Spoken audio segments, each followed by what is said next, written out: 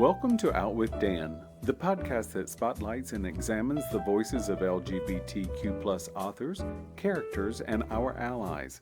Together, we lift our voices and we tell our stories. I'm Dan White. Join me as I chat with this week's author.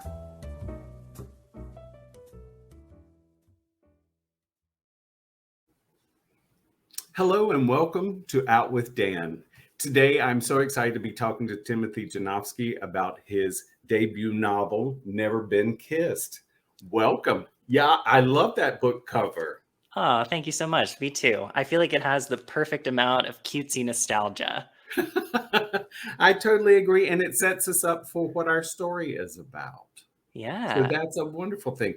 So are you a big fan of drive-in theaters, or is this something that you created for this book? So at the top of 2020, really when the pandemic started, I've always been a fan of movies and movie theaters, but not necessarily drive-ins. But when COVID hit, I really, really love the communal experience of watching films with other people. And so the only opportunity to do that safely was at a drive-in movie theater. And lucky for me, my partner lives in driving distance of 3 drive-in movie theaters in Pennsylvania. So we got to go there and experience first-run movies. We got to see older classic movies. Like we saw the original Halloween film on Halloween night at the drive-in. Nice. Someone was running around with a Michael Myers mask on, which I did not enjoy, but it was still cool. And so I have kind of a dormant love and crush on Danny Zuko from Grease. And that Alone at the Drive-In moment always kind of gets me in the feels. And so I just, exploring them more, I was like, I got to set a rom-com here. I love it. Your main character, Ren, I just fell in love with. He's just I don't want to be unkind, but he's just neurotic enough and obsessive enough that it appealed to all of my issues that I have as well. So I'm like, I love him. Nope. I mean, neurotic is not an insult. So, well, and I think that his stick-to-itiveness it's what drives the book. And I love that about him. He has a passion and he's setting out for passion, and he's a list maker. So he makes lists of things that he wants to do. And I find that in real life, that is a great way to move the ball forward, is by making lists. Yeah, absolutely. And I love his 2 best friends. They just don't get any better than that. Yeah, I really wanted to capture that kind of found family element a lot of queer folk find in college, because specifically when I was in high school, I didn't really have a very large group of LGBTQIA friends. And so I didn't really experience what that kind of companionship could feel like until I got to college. So Ren gets that experience too. Yes, he does. I had friends in high school that were gay, but at the same time, I didn't know I was. I mean, I knew I liked boys, but I didn't know to what extent. And so I was the same thing when I got to college. Then I really began to understand a little more about me, and then to pick up friends that fit into a family. And I think that's a theme that I've seen in quite a few LGBTQ+ books that I've been reading and exploring, is that, the found family is so important. Yeah, I agree. And I think there's this sense of community that you can only get in that sense of found family. And in the book specifically, I wanted to give Ren this group of close friends his own age, and then kind of this blossoming relationship that he has with Alice Kelly, who's kind of a curmudgeonly film director who, didn't at the time identify as bisexual, but would identify as such now.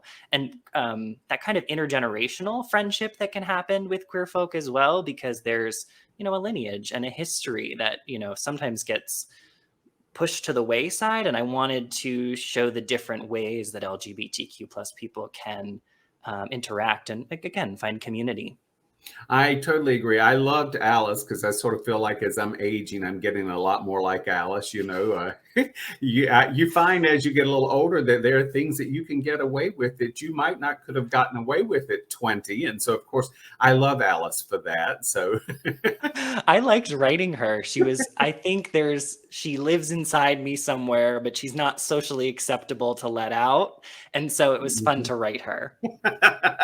Jen usually helps me get my Alice out, whether my friends like it or not. So, I did love the drunk text. So, I do have to ask you as an author first and then to talk about it. So, how many have you sent a drunk text similar to Ren's? Oh no, no, I have not. I'm very methodical, and I'm not. It was funny. Someone actually brought up to me. They were like, "Oh, I don't drink, but I was reading your book, and I noticed that they're not heavy drinkers, but they're social drinkers." And they were like, "I was just so surprised at all the different settings and all the different kinds of alcohol there were." I was like, "Well, that was college," but also, um, you know, I would say college me definitely had some moments, some lapsing moments, some phone calls I regret making. But I will say that leaving paper trails, I was very good at not doing that, at least. That's wise. That's Yeah. very wise. It's like there are some days I get up in the morning and I'll find a text from my friends and they're like, we needed a translator. And I'm like, oopsie, well. I think it was fun writing Ren's drunken emails too, because these were things that he wrote kind of in the moment and kind of just like hoarded away in a file somewhere. And then he just gets so drunk that he's like, I'm gonna send them and it's gonna be great. And then it's Right? like that The blew up in my outcome face. is going to be fabulous. Yeah. I do feel like I'm 25 going on 26 and Ren's 22. And so, but I remember being in my late teens, early 20s and just having visions of grandeur. Because I did, my editor and I talked about this a little bit, that I did kind of, before I came out, was very into letter writing for people I had crushes on, because it was just a good way to put my emotions on paper. And maybe like you said, I had a feeling I was gay, but I wasn't entirely sure. And so, when I had crushes on guys, I would often write these little letters that I, saved in a little file. And I was like, no one's going to see these. And, one time I did almost send one, but I got to walk it back and it was all good.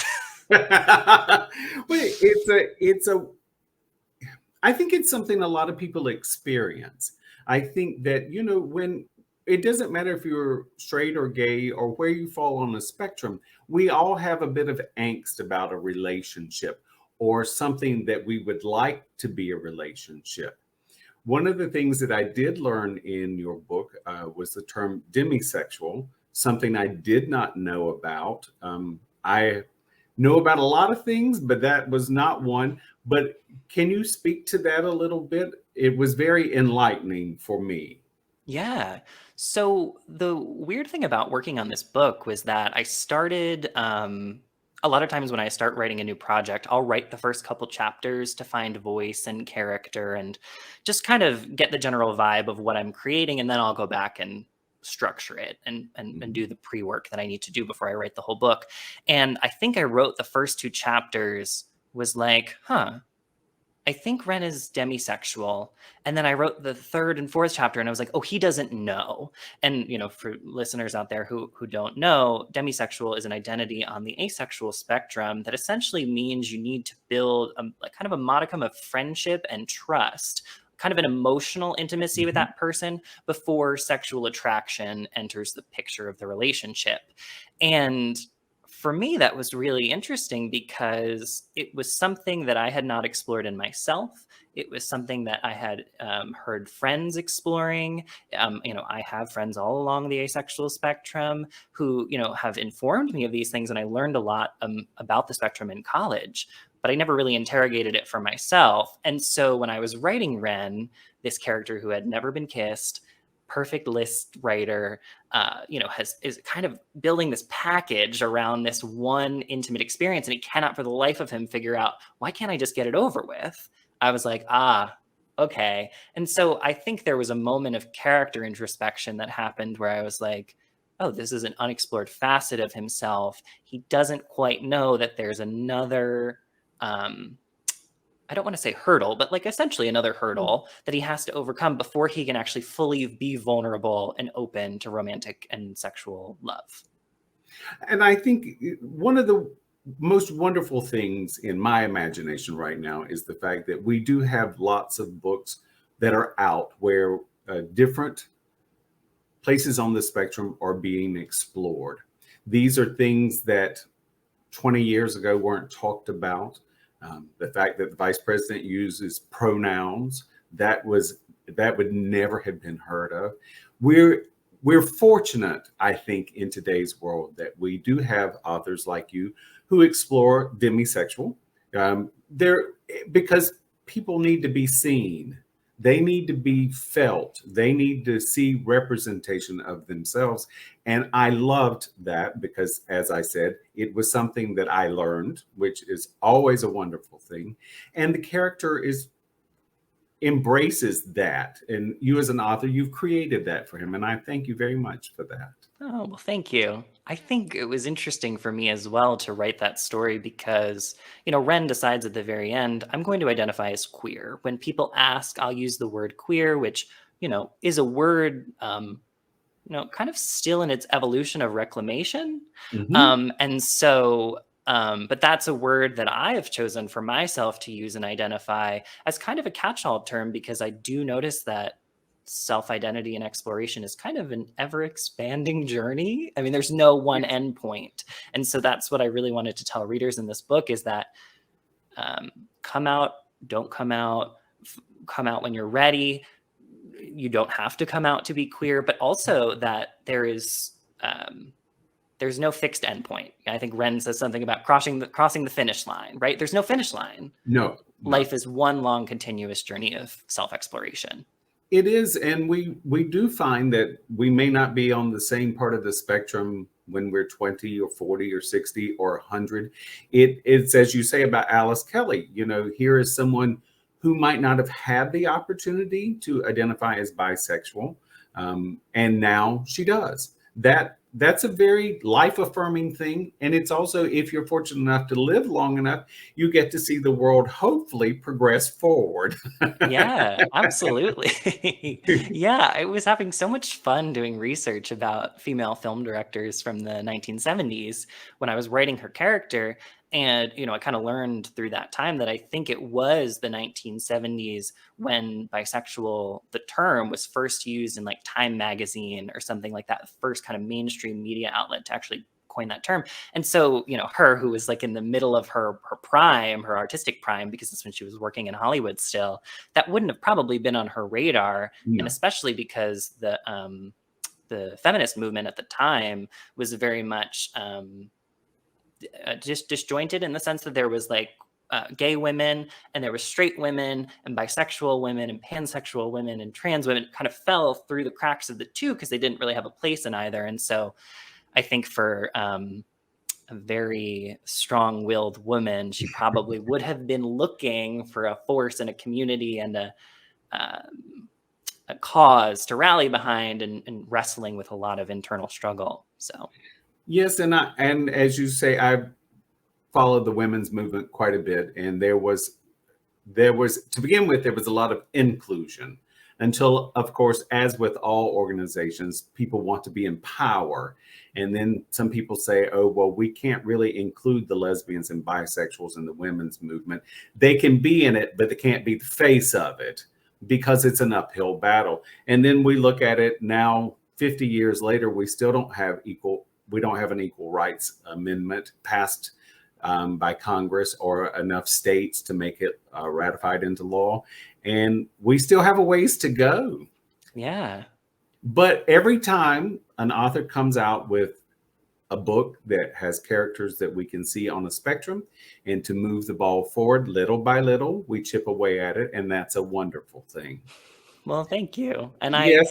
I put it all in a nice fluffy cotton candy package. So I hope that it's digestible and it's underneath the surface. So if you want to read into it and learn more, you're welcome to do so. But if you want to read it as the story it is on the page, that is also great. Well, and I did fall in love with Derek because he's handsome, and so of course I'm.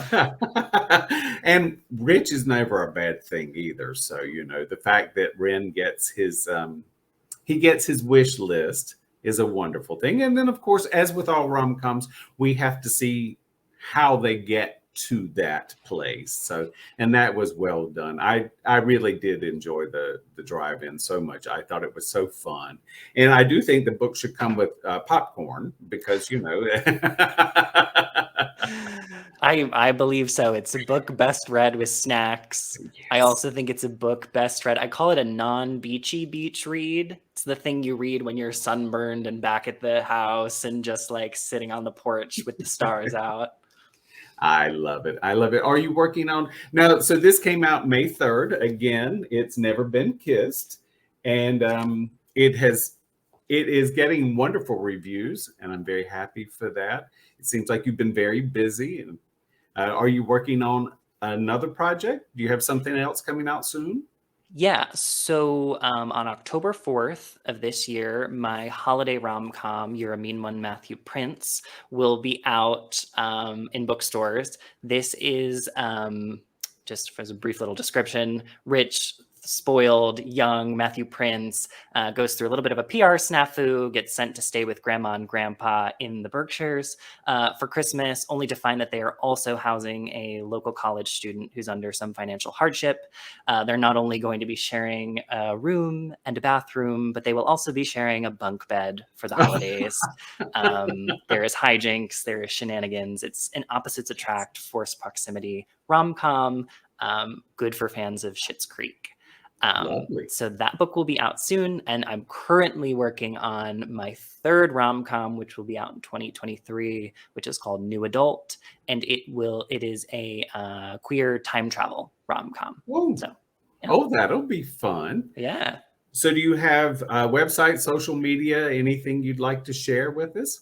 Yeah, so you can find me at timothyjanovsky.com. There, I also have a newsletter. So if you want to stay in touch and learn about sales and upcoming events, you can subscribe to that. You can also find me on Instagram, Twitter, and TikTok, all under at Timothy Janovsky. Wonderful. Thank you so much for coming and hanging out with me and discussing your book. It was wonderful. It's available everywhere. It's a must read, and it's so much fun. Well, thank you so much for having me. This has been wonderful. Oh, wonderful. Stick around with me just a second. Of course. Thank you for joining me with Out with Dan. See you soon. Thank you for joining me for this week's episode of Out with Dan. You can find more information about this podcast and its host at OutWithDan.com, on Twitter at OutWithDan, and on Instagram and Facebook at GoOutWithDan. This podcast is hosted by Authors on the Air Global Radio Network, and the theme music is provided by bensound.com. Join us again soon for the next episode of Out with Dan.